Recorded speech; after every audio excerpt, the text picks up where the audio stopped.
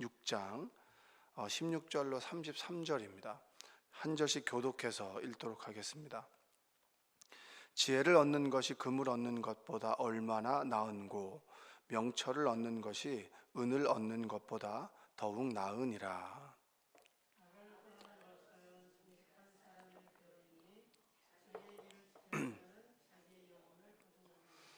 교만은 패망의 선봉이요 거만한 마음은 넘어짐의 앞잡이이니라.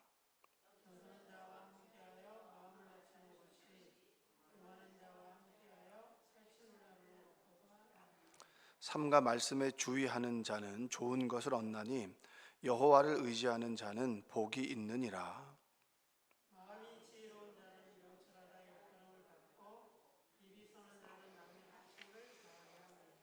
명철한 자에게는 그 명철이 생명의 샘이 되거니와 미련한 자에게는 그 미련한 것이 징계가 되느니라.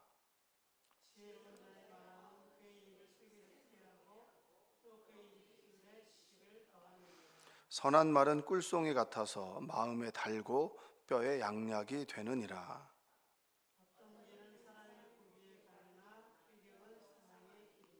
고되게 일하는 자는 식욕으로 말미암아 애쓰나니 이는 그의 입이 자기를 독촉함이니라.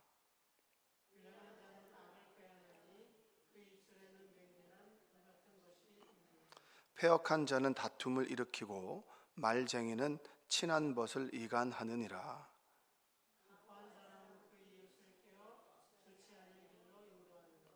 눈짓을 하는 자는 패역한 일을 도모하며 입술을 닫는 자는 악한 일을 이루느니라.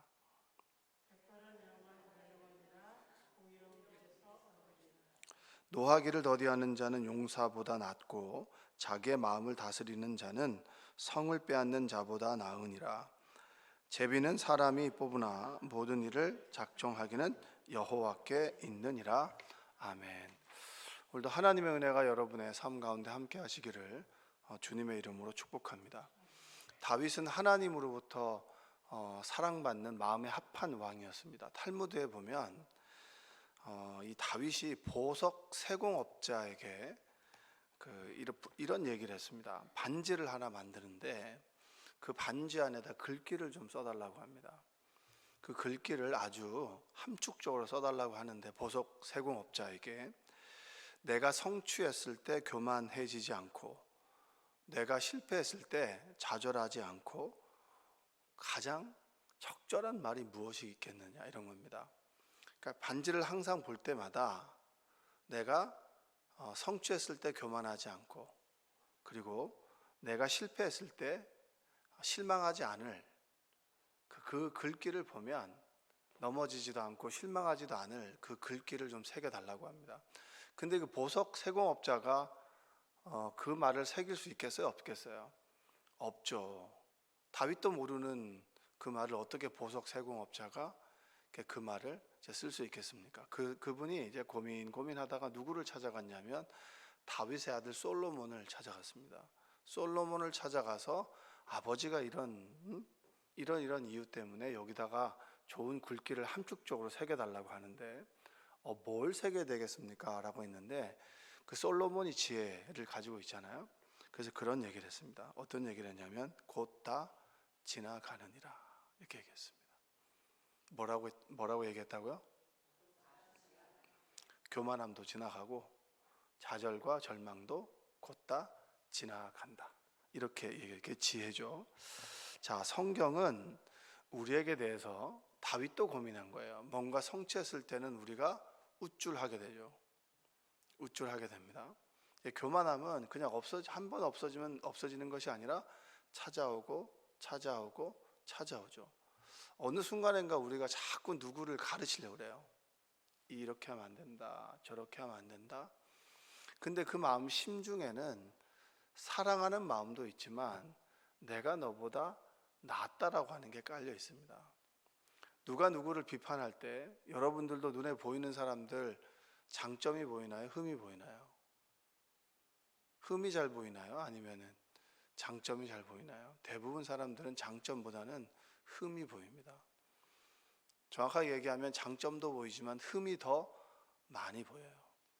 그 얘기는 늘 우리는 누군가를 비교하고 비교 우위에 서 있고, 그리고 여 위에서 이 사람을 깔보고 비판하는 마음이 내재되어 있고, 그게 우리의 죄성이라고 하는 겁니다.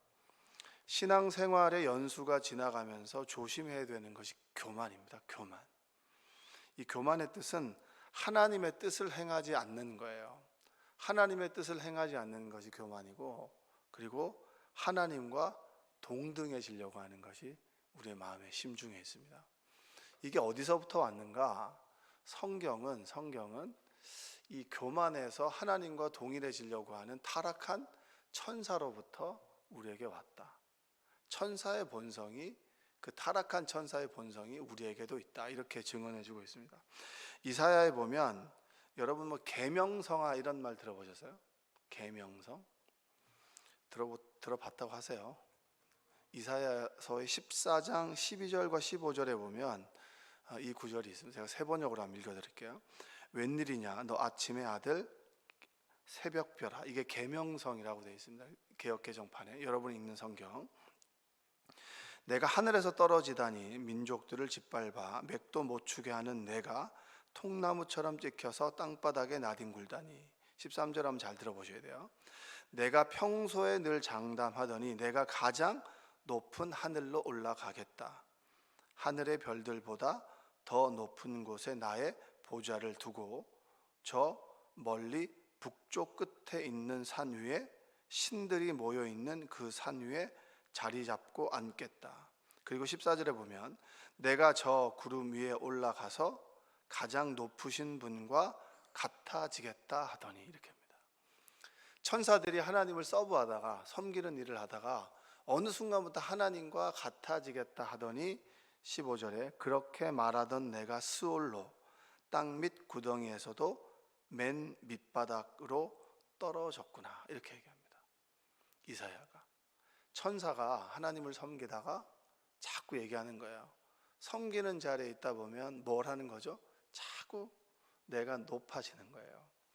그래서 늘 우리가 경계해야 되는 것은 뭐냐면, 하나님의 일하면서 자꾸 박수를 받기 시작하는 그 순간부터 우리가 하나님과 같이 높아지게 됩니다. 자꾸 칭송을 받고, 누군가 나에게 진심으로 충고해 주는 사람보다 칭찬해 주는 사람이 많은 그때부터 우리는 바뀌어지게 되죠. 소위 어른이 되는 그 순간부터 우리는 교만해질 수밖에 없어요. 왜냐? 나에 대해서 충고해 주는 사람보다는 나에 대해서 그냥 적당히 맞춰주거나 칭찬해 주는 사람이 많아지기 때문입니다. 어렸을 때는 부모님으로부터 혼나요, 안 혼나요? 잔소리든 뭐든 혼나잖아요. 근데 어른이 되는 그 순간에는 혼나는 사람이 없어요. 누가 나를 그렇게 하면 싸우죠. 그래서 누군가 내가 비판하던 사람에서 어느 순간에 우리는 비판받는 위치에 서 있습니다. 제가 신학생이었을 때는 목사님들을 많이 비판했습니다. 근데 목사가 되는 그 순간부터는 누가 나에게 비판의 말보다는 그냥 칭찬해 주는 말이나 맞춰주는 말을 많이 하죠. 그렇다고 해서 막 사람 마음 아프게 긁어부스럼을 내라는 말은 아닙니다. 그래서 기도 부탁을 하는 이유는 바로 그런 겁니다. 하나님께서 일깨워 달라고. 이렇게 목회자를 위해서 기도해야 되는 이유가 바로 거기 있습니다. 주의 천사가 사탄으로 바뀌는 것은 어려운 일이 아니에요. 우리도 하나님의 자녀에서 사탄, 마귀짓 하네, 이거 하는 거 정말 어렵지 않아요. 어느 순간 내가 자꾸 내 마음 가운데 하나님 말에 불순종하고 하나님처럼 돼서 자꾸 누군가를 비판하고 가르치려고 하고 통제하려고 하는 그것이 뭡니까? 그게 바로 교만입니다. 그래서 성경은 뭐라고 하느냐? 잠언은 16장 18절 한번 읽어볼까요? 교만은 패망의 선봉이요, 그리고 거만한 마음은 넘어짐의 앞잡이니라. 한번 다시 읽어볼까요? 시작.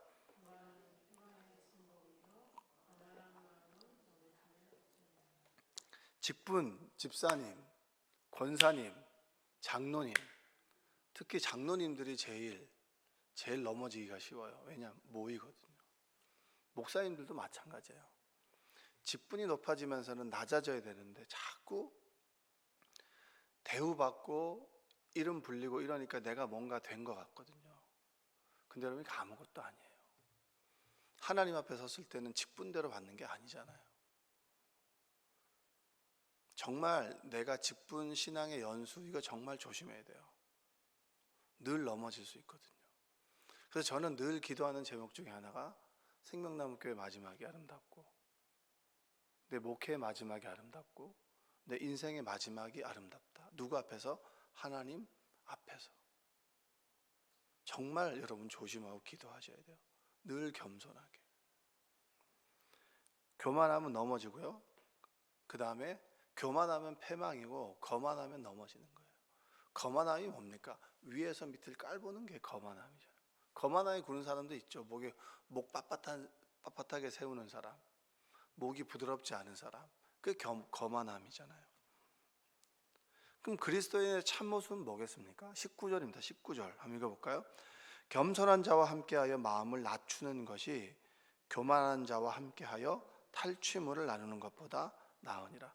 교만해서 뭔가를 나눠서 부유해지는 것보다 겸손한 사람도 함께 있으면 우리의 마음이 낮아진다는 거예요. 낮아진다는 거예요. 그게 성경이 말하는 지혜입니다. 신앙생활하면서 계속 정죄와 비판하는 경우들이 너무 쉬워요. 왜냐? 우리는 하나님의 말씀을 계속 듣기 때문에 이게 장착돼 있어요. 그래서 판단의 기준을 늘 가지고 있어요. 그러니까 판단의 능력이 있는 거예요. 기준은 없는데. 기준은 제각각인데 능력은 있다 보니까 이건 이래서 안 되고 저건 이래서 안 되고 늘 비판한단 말이에요. 근데 그 손가락이 나를 향해야 되는 거예요. 늘 나를 향해. 내가 정말 바르게 서 있는가. 누군가에게 정말 충고하고 난 다음에는 가슴이 아프죠. 나도 그렇게 살지 못하는데 내가 충고할 자격이 있나? 그런 걸 아파하는 사람이면 아직까지는 그래도 개선의 여지가 있는 거예요. 여러분, 두로와 시돈이라고 하는 얘기 들어보셨어요? 도시, 두로라고 하는 도시가 있습니다. 이 두로라고 하는 도시는 페니키아의 주요 도시고 지금은 레바논의 남쪽에 있는 그런 옛 지명입니다. 그 성경에 보면 두로라고 하는 도시가 나오는데, 두로의 왕 히람이 솔로몬이 그 성전을 지을 때 목수들을 파견해줘요. 우호적이었습니다. 근데 이들이 해상무역의 중심지고 돈이 많다 보니까 변합니다. 변해서 에스겔에 보면 에스겔이 그들을 비판합니다. 어떤 이야기냐면 28장 1절과 7절인데 제가 2절하고 6절 7절만 읽어볼게요. 2절입니다. 사람아, 두로의 통치자에게 전하여라. 나주 하나님이 이렇게 말한다. 너의 마음이 교만해져서 말하기를. 무엇 한다고요? 교만해져서 말하기를. 스스로 이렇게 시돈이 얘기하는 거, 두로가 얘기하는 겁니다. 너는 내가 신이라고 하고 내가 바다 한가운데 신의 자리에 앉아 있다고 한다마는, 그래서 내가 마음속으로 신이라도 된 듯이 우쭐댄다마는 너는 사람이요 신이 아니다. 아주 적나라하게 얘기하죠. 에스겔이 이제 비판하는 거예요. 네가 우쭐대가 교만해서 네가 신이라고 하고 바다 한가운데 있는 신의 자리에 앉아 있다고 하지만 너는 신이 아니고 너는 사람이다. 아멘. 기억하셔야 돼요. 우리는 피조물입니다. 조그만 상처 하나 나도 아파하고 힘들어하고, 검사 결과에 뭐가 보인다 그러면 정말 암이 아닌가 끝까지 가고, 그랬다가 절망과 희망 사이를 왔다 갔다 하는 사람들이 바로 우리예요. 6절에 그러므로 나 주 하나님이 말한다. 내가 마음속으로 신이라도 된 듯이 우쭐대니. 7절에 내가 이제 이방 사람들 가운데서도 가장 잔인한 외국 사람들을 데려다가 너를 치게 하겠다. 그들이 칼을 빼서 내 지혜로 성취한 아름다운 상품을 파괴하고 내 영화를 더럽힐 것이다. 교만하다가는 한 방에 간다는 거예요. 누구를 통해서? 네가 그렇게 힘이 있다고 우쭐대어서 다른 나라를 괴롭혔지? 그들을 통해서 너희는 무너진다. 여러분, 우리는 정치하는 사람들이나 주변에 우쭐대다가 한 방에 무너지는 사람들 많이 봅니다. 100년 1000년 돈을 가지고 있고 우월하다라고 생각하는 그 사람들이 어느 순간에 사라지는 거 봅니다. 우리도 마찬가지예요. 우쭐대다가는 한 방에 가는 거예요. 그게 에스겔이에요. 하나님께서 에스겔을 통해서 네가 뭐 하나님이 된 것 같이 대단하지 칭송받지. 정말 조심해야 돼. 한 방에 가는 거야. 제가 이제 우리 교회에서 감리교회에서 처음으로 생긴 교회는 그 정동교회 상동교회입니다. 상동교회는 세로나 백화점 위에 있는 거고요. 정동교회는 아시죠? 거기가 고관대작 이승만의 금의자가 있었던 곳이 정동교회입니다. 거기는 상류층이 있었던 곳이고, 상동교회는 남대문 상인들이 있었던 교회예요.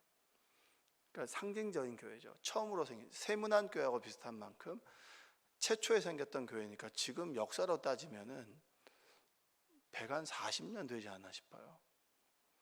근데 그 교회는 이제 정말 3대, 뭐 많게는 4대가 교회를 다닙니다. 그 쭉 이 사람 얘기하면 고구마 줄기처럼 쭉 타고 올라가지고 누구하고 연결되고 다 연결되는 거예요.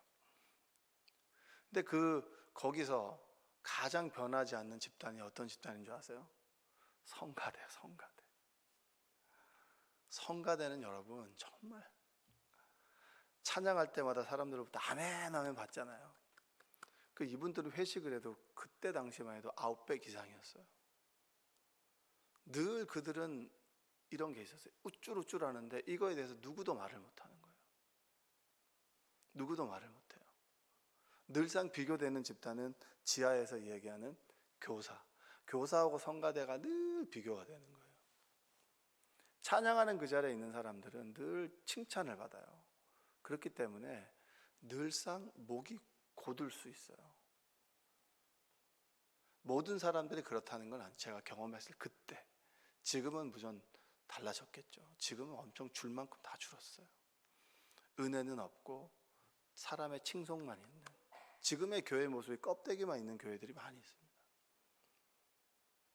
그 교회 볼 필요 없이 내 안에 경건의 모양은 있지만 내 안에 성령의 충만함이 있느냐, 이걸 늘 보셔야 돼요.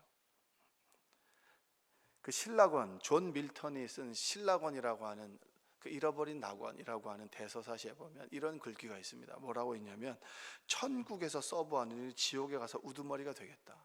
이게 사람의 본심이라는 거예요. 내가 천국에서 밑에서 이런 얘기입니다. 용의 꼬리보단 뱀의 대가리를 하겠다. 이거예요.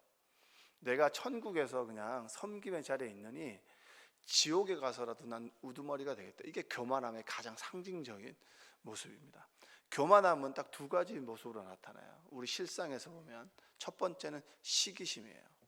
남들이 잘 되는 꼴을 못 보는 거예요. 남들 잘 되면 막 시기하는 게 시기심입니다. 두 번째는 뭐냐면 다른 사람들을 핸들링하고 통제하려고 하는 욕구예요.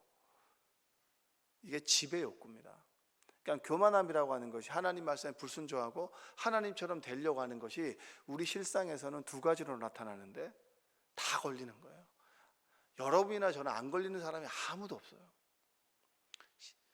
옆집에서 잘 되면 박수를 쳐주지만 씁쓸한 거예요. 그게 우리 마음이고, 그리고 자꾸 저 사람을, 내 아들을, 내 자식들을, 내 남편을, 내 아내를, 그리고 내 주변에 있는 사람들을 자꾸 내 뜻대로 통제하려고 쥐락펴락하는 거, 이게 뭐냐면 바로 지배욕구, 교만입니다. 교만을 갖다가 늘 주의해야 되는 것은 바로 시기심과 지배욕구로 나타나기 때문이에요. 오늘은 한번 나를 돌아봤으면 좋겠습니다. 내가 누군가에게 정말 섬기는 사람인지, 자꾸 쥐락펴락하려고 하는 사람인지, 내 손 안에 두고 자꾸 이렇게 다루는 사람인지, 또 누군가가 잘 됐을 때 시기 질투하는 사람인지, 정말로 기뻐하는 사람인지. 시기 질투하는 마음이 있다면 나는 교만한 사람인 거예요. 오늘 하루가 내가 얼마나 겸손한지, 구원 얻을 만한 좋은 일을 한 게 하나도 없어요. 우리는. 그럼에도 불구하고 예수 그리스도 십자가를 통해서 구원 얻은 우리가 어떻게 교만할 수 있어요? 겸손해야죠. 나는 죄인으로소이다. 바리새인처럼 시장 어겨 사람들이 볼 때 경건한 모양을 하고 오 주여 이렇게 하지만, 세리들은 나는 죄인으로소이다라고 고백했습니다. 어느 기도가 진실된 기도인가요? 세리의 기도입니다. 내 자신을 하나님 앞에서 말씀의 거울에 비춰보고 내가 얼마나 은혜를 망각하며 살아가는가, 내 안에 마음에 촉촉함이 없고 말씀에 감동이 없고 그리고 내가 찬양의 눈물이 없다면 어느 순간 나는 교만해진 사람들이에요. 여러분 안에 하나님의 은혜가 회복되시기를 주님의 이름으로 축원드립니다. 기도하겠습니다. 사랑과 은혜가 풍성하신 아버지 하나님 감사합니다. 늘 넘어집니다. 늘 교만합니다. 늘 시기합니다. 늘 지배하려고 합니다. 하나님과 같아지려고 하고 높은 자리에서 박수 받으려고 합니다. 우리의 당연한 본성입니다. 주님, 십자가의 은혜가 우리에게 회복되게 하여 주옵소서. 십자가의 은혜를 통하여 내가 얼마나 부족하고 어리석고 죄로 인해 죽을 수밖에 없는 죄인인지를 뼛속 깊이 깨닫게 하여 주시고, 겸손한 자들과 함께 마음이 낮아진 사람 되게 하여 주옵소서. 낮아진 그곳에 하나님의 나라가 임하게 되고 하나님과 동행하는 하루가 될 수 있도록 주님 인도하여 주옵소서. 우리 주변에 몸이 아프고 경제적으로 어렵고 가정의 문제와 자녀 간의 갈등과 그리고 말하지 못하는 여러 가지 어려움 가운데 살아가는 이들이 있습니까? 주님 위로하시고 그리고 하나님의 일하심을 보게 하여 주시옵소서. 또한 우리가 기도할 때 나의 모습이 얼마나 죄에 쩔어 있는지, 교만한지, 시기와 질투, 지배하려고 하는 욕구가 우리에게 강한지 그것을 깨닫게 하여서 내가 정말 주님 안에서 온전한 그리스도인으로 살아가도록 주님 도와주시옵소서. 예수님의 이름으로 기도합니다. 아멘.